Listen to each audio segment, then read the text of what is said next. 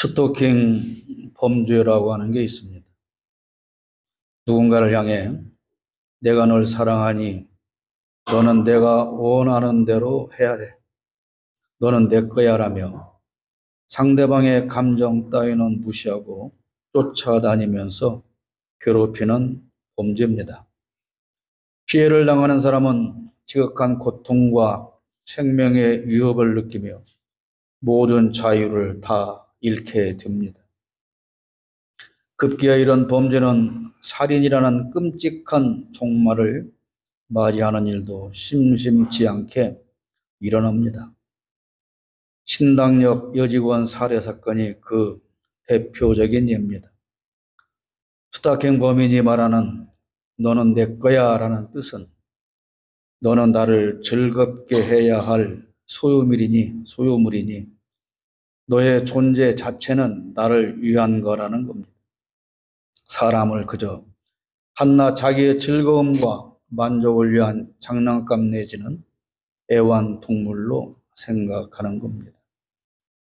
그래서 그들은 사랑이라는 단어로 상대의 모든 자유를 빼앗는 잔인한 짓을 하고 있는 거죠.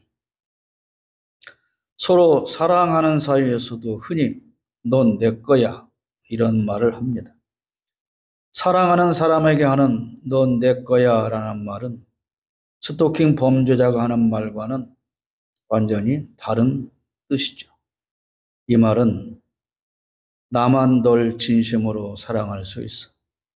그래서 너의 모든 걸 다 사랑하고 네가 행복한 일이라면 나는 다 할 거야. 그런 뜻입니다. 그래서 내가 아무리 좋아도 네가 싫은 일이라면 할 수 없는 것이고 네가 행복한 일이라면 모든 걸 다 할 수 있다는 거죠. 스토킹 범죄자는 자기를 위해 상대를 소유하지만 진정으로 상대를 사랑하는 사람은 그 사람을 위해서 자신의 존재감을 높이는 겁니다. 상대의 행복한 모습을 보면서 자신도 행복하기 때문입니다. 이런 사람은 사랑하는 사람을 위해서 늘 희생하고 양보하며 섬기는 자세를 갖습니다. 이런 사랑을 우리는 아가페적 사랑이라고 합니다. 그런데 오늘 하나님께서 우리를 향해 너는 내 것이라고 하십니다. 1절 말씀을 보십시오. 야곱아 너를 창조하신 여호와께서 지금 말씀하시느니라. 이스라엘아 너를 지으신 이가 말씀하시느니라. 너는 두려워하지 말라. 내가 너를 구속하였고 내가 너를 지명하여 불렀나니 너는 내 것이라. 하나님은 우리를 지으시고 구속하였고 부르셔서 하나님의 소유로 삼으셨습니다. 하나님께서는 만민 중에서 야곱을 선택하여 부르셨습니다. 중요한 건 야곱이 만민 중에서 가장 뛰어나고 훌륭한 인격을 가졌기 때문에 부르신 게 아니라는 겁니다. 야곱에 대해서는 오늘 설명할 시간이 없어 생략을 합니다만 우리가 아는 대로 야곱은 그렇게 훌륭한 인격의 소유자가 아니죠. 물론 본문의 야곱은 아브라함과 이삭과 야곱의 후손인 이스라엘을 말씀하는 겁니다. 그리고 오늘 저와 여러분 우리를 말씀하는 겁니다. 우리는 영적으로 이스라엘 자손입니다. 여러분 개인 한 사람 한 사람 모두는 영적으로 야곱인 겁니다. 말씀드린 것처럼 야곱은 훌륭한 사람이 아님에도 하나님은 그를 부르시고 하나님의 소유로 삼으셨습니다. 그렇다면 왜 야곱을 부르셨는지 그 이유를 알아야 하는데 21절에 그 답이 있습니다. 이 백성은 내가 나를 위하여 지었나니 나를 찬송하게 하려 함이니라. 우리는 하나님으로부터 선택되어 하나님의 소유가 되었습니다. 말씀드린 것처럼 내가 사랑하는 이를 위해서 온갖 헌신을 아끼지 않고 진심으로 사랑한다면 내 사랑을 받는 상대는 많은 사람에게 자기가 어떤 사람을 통해서 얼마나 큰 사랑을 받고 있는지 자랑하게 될 겁니다. 그러면 그 이야기를 들은 많은 사람들이 결국 상대를 사랑해 주고 있는 나를 칭찬하게 되는 것 아니겠습니까? 하나님께 영광 돌리고 하나님을 찬송하게 한다는 의미는 바로 그런 겁니다. 그러나 오늘의 모든 교회에서 가르치고 배우는 것이 하나님께 영광 돌리고 찬송을 한다는 건 예배를 통해서 하는 것이라고 그렇게 가르치고 있습니다. 그래서 예배에 목숨을 걸어야 한다. 그렇게 말을 합니다. 예배의 본 의미는 하나님을 높여드리는 모든 행위를 말합니다. 이것을 잊으면 안 됩니다. 예배란 하나님을 높여드리는 모든 행위, 그게 바로 예배인 것이고, 오늘 저와 여러분이 여기에 모여서 하는 이 예배는 예배 의식인 겁니다. 이 예배만이 하나님께 드리는 유일한 예배가 아니다라는 사실을 우리는 잊어버리면 안 됩니다. 그런데 기독교인들은 주일날 예배당에 모여서 찬송가 부르고 기도하고 설교 듣고 헌금하고 죽도록 마치는 이 거룩한 예배의 의식만 하나님을 높이고 영광 돌리는 최대의 예배라고 생각하고 있는 겁니다. 그렇습니다. 틀린 말이 아닙니다. 부인하지 않습니다. 기독교인이 하나님을 높여드리는 최고의 의식은 형식에 따라 순서에 맞춰 예배라는 이름의 집회가 맞습니다. 그렇다면 오늘 우리가 하는 예배 형식은 누가 만들었을까요? 여러분 앞에 있는 그 예배의 순서는 과연 누가 만들었을까요? 하나님일까요? 예수님일까요? 아니면 사도들일까요? 그 이 예배 순서대로 하지 않는다면, 이 예배의 순서가 바뀐다면, 그렇다면 이 예배는 잘못된 예배일까요? 현재 교회에서 일반적으로 진행하는 주일 예배 형식은 오랜 역사적 흐름 속에서 발전해 왔습니다. 초기 기독교 공동체에서는 안식일, 토요일과 주일, 일요일 예배가 함께 진행되었지만 시간이 지나면서 주일 예배가 중심이 되었습니다. 초대교회에서는 유대교 회당 예배의 영향을 받아서 성경 봉독과 기도, 찬양에 포함된 예배를 드렸으며 이후 중세교회에서는 성찬 중심의 예배가 강조되었습니다. 그래서 그때는 매 주일 예배마다 성찬식을 했습니다.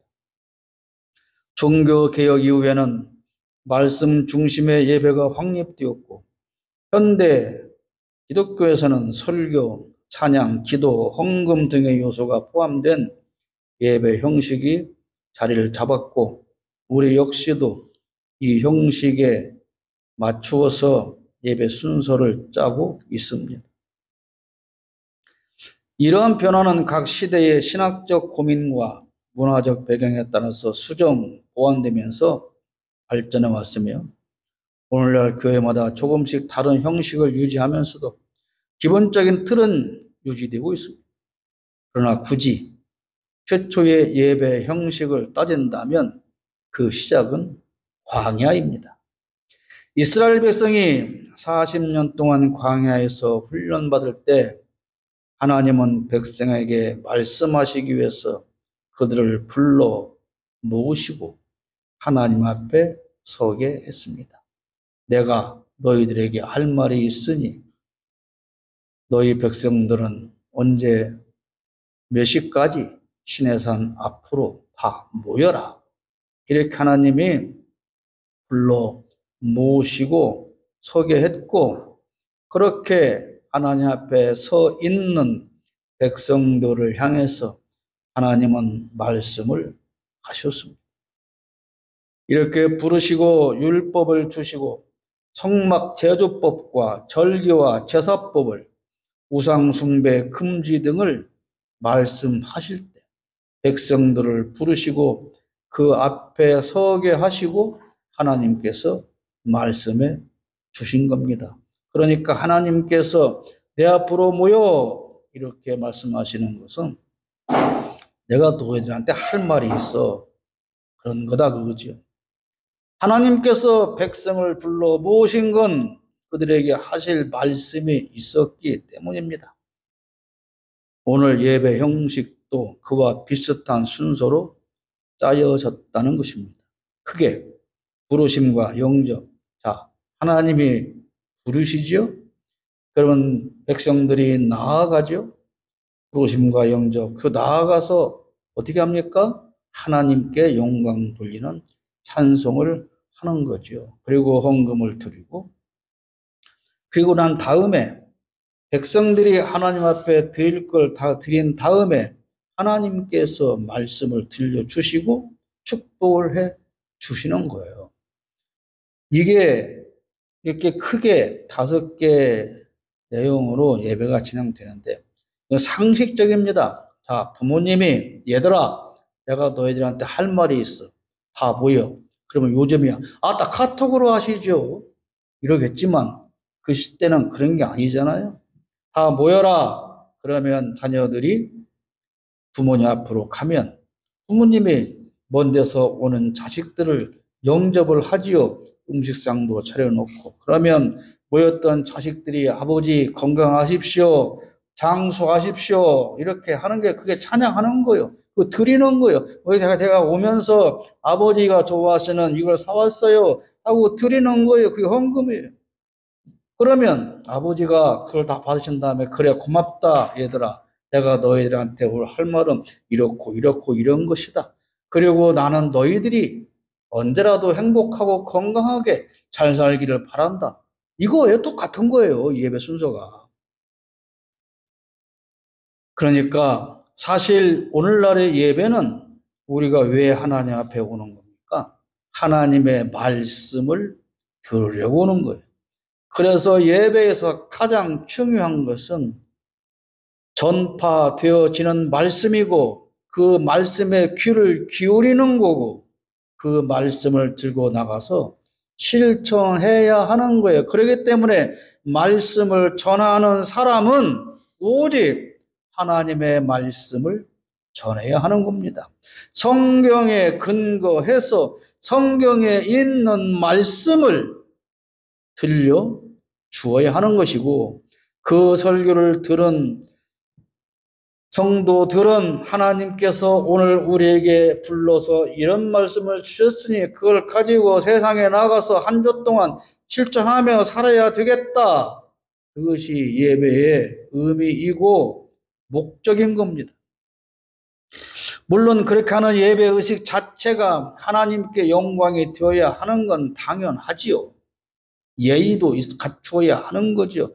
그러나 그보다 더 중요한 건 그 예배를 통해서 들은 하나님의 말씀을 실천하는 것으로 영광을 돌려야 하는 거예요. 아까 말씀드린 것처럼 부모님 하실 말씀에서 자기들을 부르고 이렇게 하고 복된 말하고 다 했다 줬는데 가면서 했다 아버지는 맨날 불렀고 쓰잘데가 없는 얘기만 한대요. 그러고 내 마음대로 살아버리면 그게 무슨 상관이 있어요? 싸가지 없잖아요, 자식들이. 그죠? 그럼 여러분들은 하나님 앞에 싸가지 있는 자녀냐?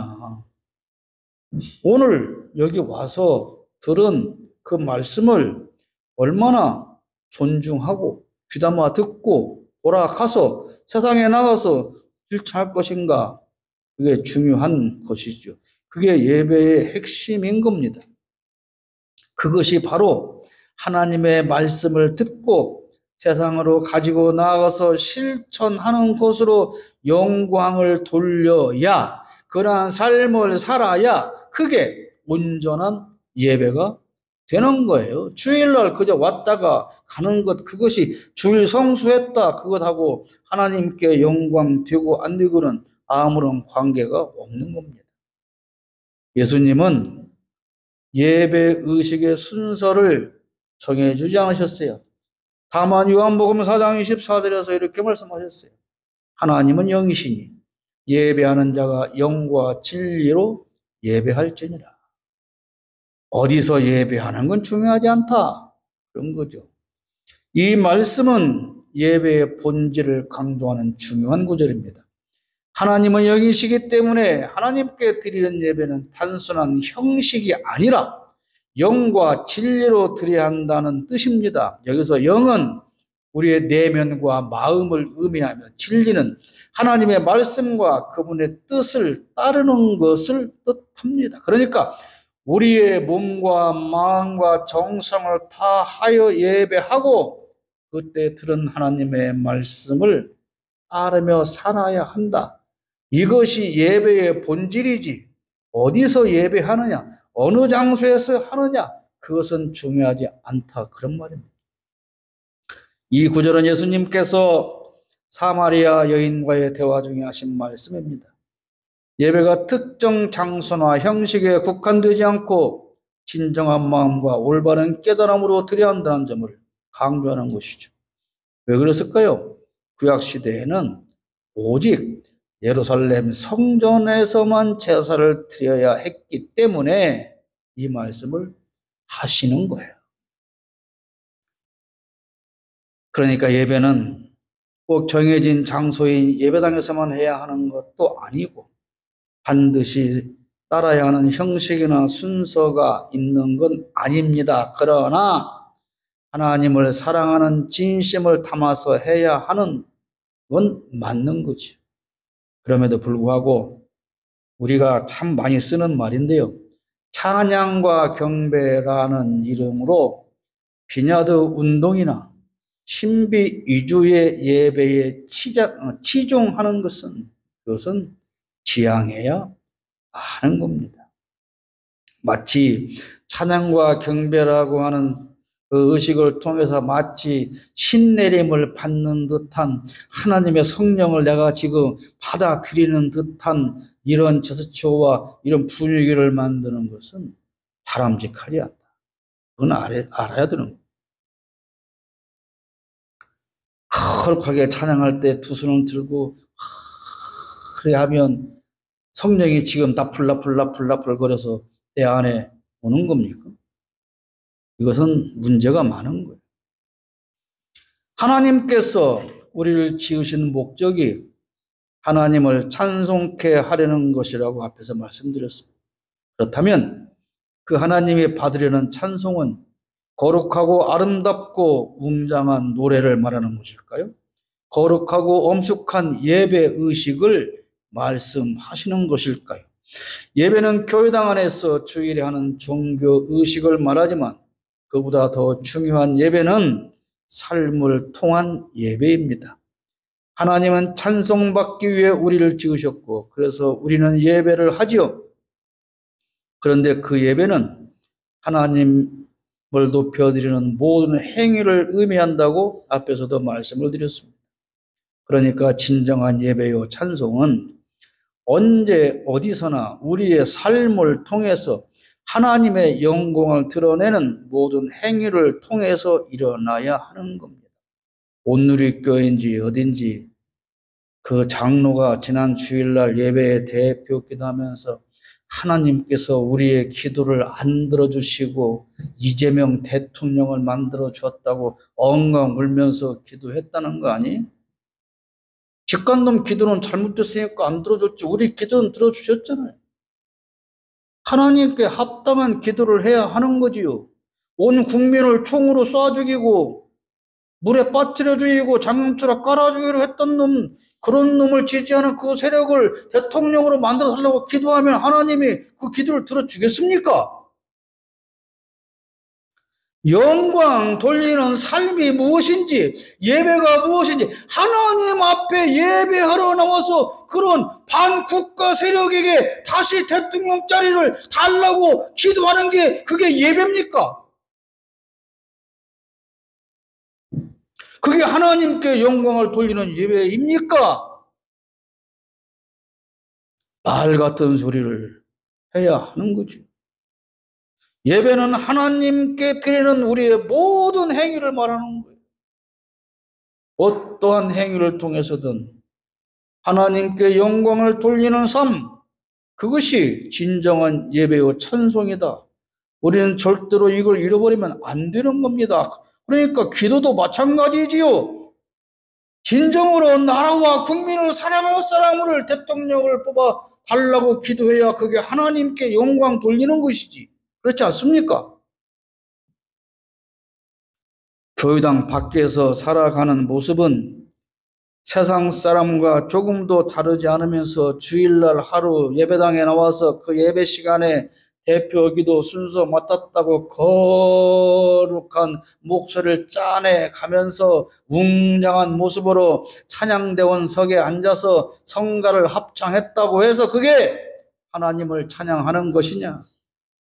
밖에서는 악인과 똑같은 길을 어깨동무하고 가면서 주일날 예배 시간에 나와서 대표 기도를 맡았다고 거룩하고 중후한 음성으로 길게 창세기부터 계시록까지 왔다 갔다 하면서 그렇게 기도하는 장로는 하나님께 예배한 것이냐?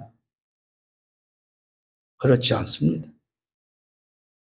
예배의식을 통해서 진정으로 하나님을 만나 영광 돌리고 하나님의 말씀을 경청하고 세상에 나와서는 들은 말씀을 실천하여 하나님께 영광 돌리는 그런 삶이 곧 하나님을 찬송하는 삶이고 우리는 그 일을 위해서 하나님으로부터 선택된 겁니다.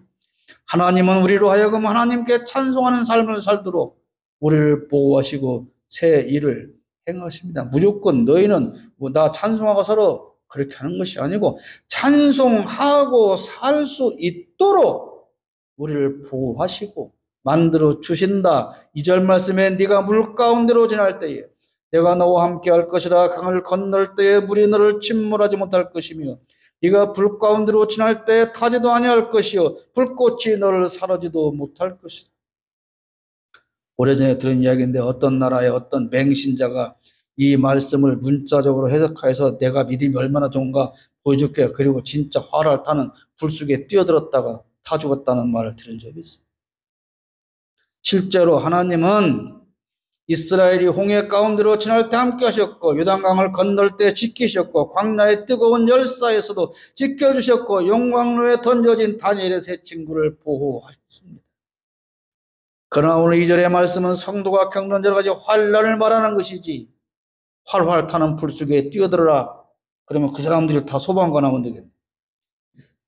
어떤 환난에서도 하나님께 찬송하기 위한 목적으로 지은 하나님의 백성은 반드시 하나님께서 보호하고 지켜주신다는 뜻입니다. 오늘 본문의 배경은 바벨론 포로 이후의 예루살렘입니다.